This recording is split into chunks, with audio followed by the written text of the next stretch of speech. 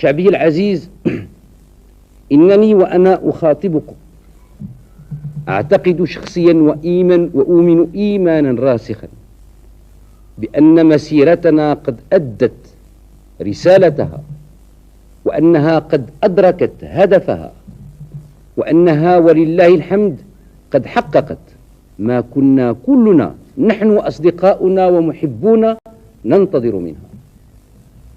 فلذا علينا شعبي العزيز أن نرجع إلى منطلقنا، علينا أن نرجع إلى منطلقنا لنعالج الأمور والمشاكل بكيفية أخرى وأساليب جديدة.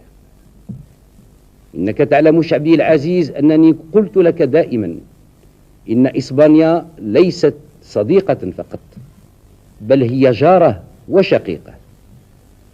فعلينا إذن أن نبني مستقبل علاقاتنا معها على أسس الاحترام المتبادل والكرامة المصونة.